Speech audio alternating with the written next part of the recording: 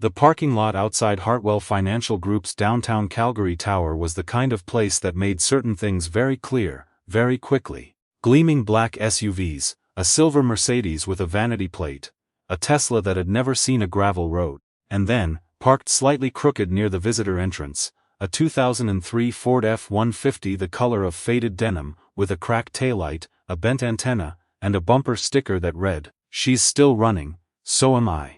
23 minutes after it parked, that truck was hooked to a tow line, and within the hour, the most powerful people in that building would be scrambling through the marble lobby, asking the same question no one had expected to ask that morning: where did the man who drove that truck go? Gordon Ashby had not slept well. He rarely did anymore, not since the night 3 years ago, when a transport driver ran a red light on Deerfoot Trail, and took everything that mattered in a single second. He'd learned to function on broken sleep, on the kind of tired that settles into your bones, and just lives there. You stop waiting for it to lift. You work around it instead. He was 43, his hands showed it, not from age so much as from years of physical work, before he transitioned into what he did now. Systems Architecture Consulting, a title that meant very little to the people at his daughter's school pickup, but meant quite a lot to the companies whose logistic infrastructure kept quietly failing, until someone like Gordon showed up and made it stop. That morning, he'd woken at 5:15. His 8-year-old, Lily, had a dentist appointment he'd had to reschedule twice already, and he needed to arrange pickup with his neighbor before the day got complicated. He packed her lunch, while still in yesterday's clothes, realized he'd forgotten to switch the laundry, found a reasonably clean button-down hanging on the back of the bathroom door, and put it on without ironing it. He dropped Lily at school, listened to her explain at considerable length why her loose tooth would probably fall out today specifically, promised to be reachable by phone, and drove downtown. The folder on the passenger seat held 6 months of work. Not rough notes, not preliminary findings, the actual solution, mapped out in full, to a data integration failure that had been quietly costing Hartwell Financial approximately $2.3 million per quarter. 3 other consultants had been hired and let go before Gordon. He knew this because the board member who'd approached him had said it plainly, without embarrassment. "We've been through 3 people. None of them found what you found in the first 2 weeks." He arrived 11 minutes early. He always arrived early. It was the one habit he'd never managed to shake from his engineering days, when being late meant someone else's sight went dark. He did not notice the woman watching him from the top of the front steps. Renata Voss, and in this building, her last name was on the letterhead, was 49, the CEO of Hartwell Financial Group, and she had built her reputation on a very specific brand of precision. Everything in her professional world communicated standards: the cut of her blazer, the structure of her meetings, the way her assistant pre-sorted her correspondence. She was not a cruel woman, not exactly, but she had spent 20 years in finance learning to read signals quickly, and she had become, without fully meaning to, someone who confused polish with substance. She saw Gordon's truck roll into the visitor lot. She watched him park it. She noted the cracked taillight, the rust along the wheel well, the peeling edge of that bumper sticker. And then she walked back inside and told building security to have the vehicle removed. There was language in the visitor policy about commercial vehicles and general upkeep standards. She'd never actually enforced it before, but it existed, and that was enough. She didn't ask who the truck belonged to. She didn't check the visitor log, it simply did not belong there. Gordon was at the reception desk, signing in when the tow truck pulled in. He didn't see it happen. He was given a visitor badge, directed to the 31st floor, and pointed toward the elevator. He only found out when he walked back through the lobby 40 minutes later to grab the secondary file he'd left in the truck, and the truck was gone. He just stood on the sidewalk. The space where he'd parked was empty. A small orange pylon sat in its place. He called the number on the sign near the lot entrance.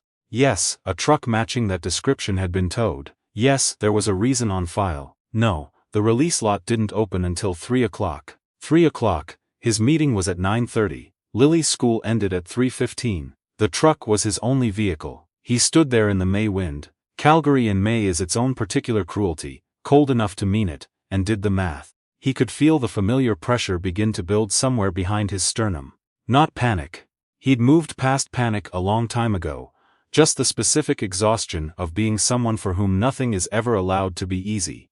He had two choices: unravel on a public sidewalk, or go upstairs and do what he'd driven here to do. Gordon straightened the collar of his unironed shirt, tucked the folder under his arm, and went back inside. The 31st floor boardroom was the kind of space designed to remind you, subtly and constantly, of the gap between yourself and the people seated across the table. Floor-to-ceiling glass with a view of the Bow River. A conference table that probably cost more than Gordon's mortgage payment. 7 executives arranged around it, with the quiet confidence of people who had never had to check whether their card would go through at a grocery store. Gordon took the empty seat at the far end and set his folder on the table. Renata entered 2 minutes later.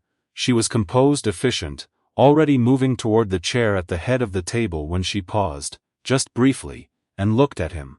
Not with recognition, just the standard rapid assessment glance of a CEO entering a room and cataloging who was in it.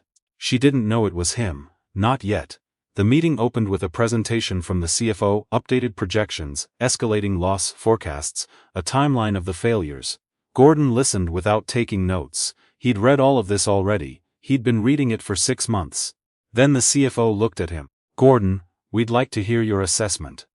Gordon opened his folder. What happened in the next 40 minutes is the kind of thing that doesn't translate well into summary. It's not that he said anything dramatic. There was no moment where he stood up, loosened his collar, and delivered a speech. That's not what expertise looks like from the inside. What it looks like is this: a man speaking quietly and precisely about complicated things, using exactly the right words, without once reaching for a word he didn't mean. He mapped the failure architecture of their system, the way a surgeon maps an incision. Deliberately, without fuss, with total confidence in where each line needed to go. He identified 3 integration failure points the previous consultants had missed entirely. He explained why the patchwork solutions applied over the past 18 months had not only failed to fix the problem, but had actively made it worse in ways that wouldn't become visible for another 2 quarters, at which point the losses would accelerate significantly. He outlined a phased recovery model. Not vague, specific, costed, timed. By the time he finished, 2 of the executives had physically leaned forward in their chairs. The CFO had stopped typing and was simply watching him. A board member named Henry, who had said approximately 4 words since the meeting started, had his pen down and his arms uncrossed. Renata's posture had changed. She was looking at him differently now. The kind of look that happens when someone is quietly recalibrating. Not what they think of you, but what they think they missed. Then, she looked at his visitor badge. She looked at the time. She looked at the badge again. There was a stillness in her face for a moment that the other executives didn't see because they were still looking at Gordon's slides. Henry spoke first. "What would it take to bring you on exclusively?" "Before someone else does," and just like that, the energy in the room shifted. Executives who had barely acknowledged Gordon when he'd sat down were now attentive in the way that people in finance become attentive when they realize something is worth money. Contract terms were floated, retention packages were mentioned. Exclusivity windows were discussed. Gordon listened. He asked 2 or 3 clarifying questions. He did not show his hand, and then, quietly, he closed his folder. "I need to be somewhere by 3:15, he said. "I can have my full proposal to you by end of week. There's one issue though." He paused. "My truck was towed this morning. From your visitor lot. I'm going to need help getting it back before the release lot closes, or I won't be able to pick up my daughter from school." The sentence landed in the room like a stone into still water. Nobody spoke for a moment. Then, slowly, several heads turned, not toward Gordon, toward Renata. No one asked her directly, no one needed to. The timeline assembled itself without prompting: the truck, the morning, the order, the tow company, the CEO who had been standing on the front steps when a dusty F-150 rolled into the visitor lot. Renata's expression did not collapse. She was too controlled for that. But the color in her face shifted, and the set of her jaw changed, in a way that the people in that room, who had worked with her for years, had never seen before. Because it wasn't embarrassment. Not exactly. It was something closer to the specific, sober moment when a person realizes that a decision they made in 3 seconds is going to define how an entire room remembers them. Henry was already on his phone. The CFO had pulled up the tow company's number. A junior board member was at the door asking the assistant in the hall for security's direct line. Gordon did not ask for any of this. He hadn't raised his voice. He hadn't made a scene.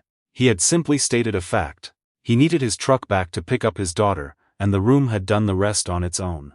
Renata stood. She walked to the end of the table, not with her usual CEO certainty, with something slower than that, more deliberate. She sat in the empty chair beside him. "Mr. Ashby," she said, "Gordon, I owe you an apology. A real one." She paused. "I saw your truck this morning and I made a call I shouldn't have made without asking any questions. That was wrong. And I'm sorry." It was not a corporate apology. It didn't sound like something that had been workshopped. It was uncomfortable in the way that genuine apologies are uncomfortable. The words slightly too exposed, the silence after them a little too long. Gordon looked at her. He thought about Lily's dentist appointment. He thought about the orange pylon sitting in that empty parking space. He thought about the way his wife used to tell him that the truck drove better after rain, which was not true at all, but she had believed it completely, and he had never once corrected her. "Thank you," he said. "I appreciate that." Not cold, not warm, just honest. His truck was returned to the building by 12:45. Not just towed back. The tow company, apparently very eager to cooperate once Hartwell's legal department was mentioned, had brought it back clean. Someone had run it through a wash. The tank, which had been sitting at a quarters full, it sat in the center of the visitor lot, directly in front of the revolving glass doors, when Gordon walked out at 1 o'clock. 3 board members rode the elevator down with him. They said very little, shook his hand at the lobby doors, watched him walk to his truck, unlock it, toss the folder onto the passenger seat, where it had sat that morning beside a travel mug and a drawing Lily had made of their dog. The drive across the city was quiet. Calgary traffic had its own rhythm at midday, moving but not urgent, the downtown towers receding in the rearview mirror as the neighborhoods opened up. Gordon pulled into a parking spot near a diner he liked, the kind of place where the coffee is not good, but the booths are large and nobody rushes you, and he sat for a few minutes with the engine off. He was tired, not more than usual, maybe less, actually. There was a particular lightness that follows a morning where you've been tested and held. He thought about what had happened in that boardroom. Not with satisfaction, exactly. Something quieter, the feeling of having been seen accurately. Finally, after a long stretch of being underestimated, he texted his neighbor to confirm pickup was no longer needed. Then he texted Lily. "Tooth still in?" She replied 17 seconds later with 4 tooth emojis and a skull. He laughed, actually laughed, the kind that catches you off guard, the kind you don't perform. He ordered the coffee, which was exactly as bad as he remembered, and started drafting his proposal on a legal pad while he waited. 4 weeks later, Gordon signed a consulting contract with Hartwell Financial Group. The figure on the first page was more than he had earned in the previous 4 years combined. He did not cry when he signed it, but he sat in his truck afterward for a long time, with the signed copy on the passenger seat, just breathing. He paid off the medical debt first, all of it, the amount that had been a fixed point of dread for 3 years, the number he avoided thinking about directly the way you avoid looking at a bright light. Gone. In a single transfer on a Thursday afternoon. He opened a registered education savings account for Lily. She was 8. She had opinions about everything, and a very specific plan to become either a marine biologist or the person who designs roller coasters, and he wanted her to be able to do whichever one turned out to be true. He did not buy a new truck. People asked him about this later, colleagues mostly, and he'd shrug and say the truck ran fine. Which was true. It rattled a bit at highway speed, and the heat on the passenger side sometimes took a while to kick in. But it started every morning, and it had carried him to every place that had ever mattered to him. His wife had ridden in that passenger seat for 9 years. Lily had fallen asleep in her car seat in the back on 100 drives home from 100 evenings. There were things that accumulate in a vehicle over that many years. Not visible things, not things you could point to, that made replacing it feel like a kind of erasure he wasn't ready for. So he kept it, had the taillight fixed, got new tires. Months later the people at Hartwell still told the story, not in a gossip way. More like the way a team tells a story that changed something about how they understand something. About the kind of mistakes that happen when you trust surface over substance. About how fast a room can tell who actually knows what they're talking about. About the particular arrogance of assuming that the condition of a man's vesicle says anything meaningful about the quality of his mind. Renata herself, by most accounts, had become more deliberate since that morning. Not transformed, not softened into someone unrecognizable. She was still precise, still demanding, still someone who expected high standards from everyone around her. But there was something different in how she walked into a room now. A pause before the quick judgment. A question asked before the assumption was made. Or maybe that's the story people needed to believe. The way stories tend to calcify around the most useful version of what happened. What's certain is this: on a Tuesday afternoon in October, Gordon's truck sat in the same visitor lot, same slightly crooked angle, while he was upstairs for a follow-up review with the board. A younger man in the lobby apparently pointed it out to the security desk: the cracked bumper, the vintage make, the bumper sticker. The security officer on duty that afternoon looked at the truck for a moment. Then he looked at the visitor log. Then he said, "That's Mr. Ashby's, leave it," and they did.